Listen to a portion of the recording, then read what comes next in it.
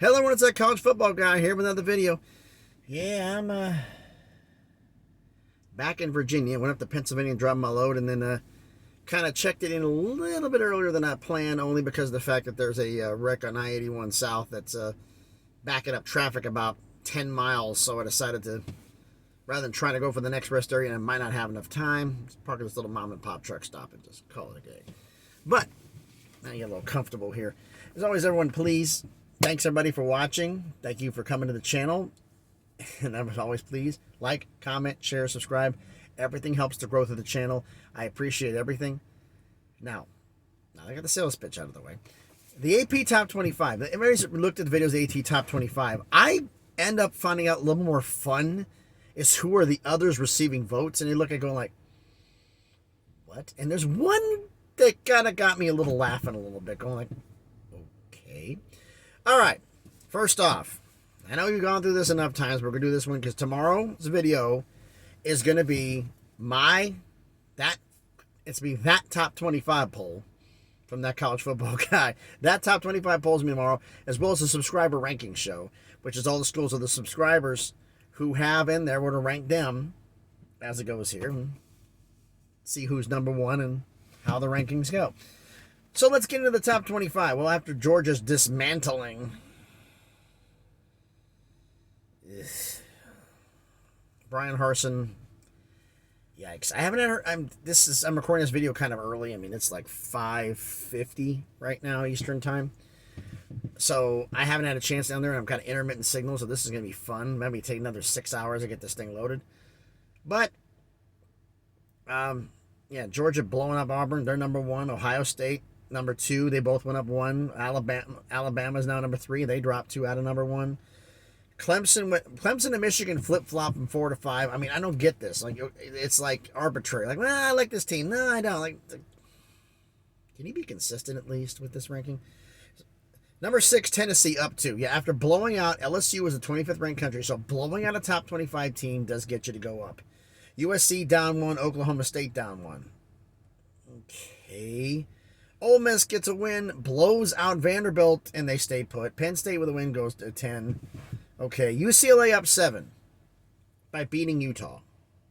Okay, Utah was the 11th ranked team. Now okay, I get it. Okay, you move them up.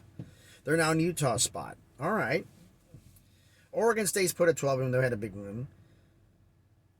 TCU climbs up 4 spots to 13. Wake Forest climbs a spot to 14. NC State drops a spot, even though they won, to 15. It's like it's arbitrary. It just doesn't make any sense. No formula, no nothing. Mississippi State climbs 7 spots to 16. Well, Mississippi State did a beatdown. Kansas State at 17, they climbed 3 spots. 18, Syracuse climbed 4 spots. Okay. Kansas lost. They stayed put at 19. But it was a close loss, so I get that. Utah down 9 spots to 20. Yeah, they kind of got beat up a little bit, so I get that. Cincinnati up 3 to 21. Kentucky down 9 to 22. Yeah, I fully agree with that one. That makes sense. Texas debuting at number 23 after completely destroying Oklahoma. Okay, I'm going to give Texas credit. Yes, this time you deserve to be in the top 25, not getting a condolences trophy by getting in the top 25 with a loss, which is still shows how arbitrary and stupid this poll can be sometimes. Number 24, making their debut, Illinois at 5-1. Well, they've had. When was the last time? Could this be one of the more backwards years in college football? Illinois, Vandy did good things. Kansas is. Friends of mine on there and drivers are saying, "Are we in the Twilight Zone? Because what's going on? Is this the Matrix?" And James Madison makes their debut in the top 25. I talked to them about the undefeated list. James Madison is one of the undefeateds. That's not in the Power 5. I mean, basically the only two that weren't in the undefeateds that weren't in the top 25 were in the group of 5. Well, now only one of them left, and they're in the next list. The others receiving votes. This is how you tell how close they're thinking. James Madison got 105 votes. North Carolina got 98, just missed. Then Baylor, 91. Coastal Carolina, the other undefeated, 61. So they're getting some credit for that. BYU got 61 due to losing to Notre Dame, but Notre Dame got 58, climbed up.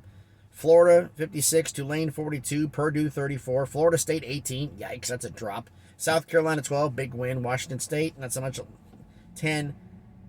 Then the last, Minnesota got 5 votes. Maryland got 4 votes. Okay. LSU got 4 votes. Okay. San Jose State got 1. San Jose State got a top 25 vote. 5 for 25th place. 1 vote. On one person's ballot. So they put San Jose State on there because San Jose State, when they beat UNLV, became the best team in the Mountain West Conference.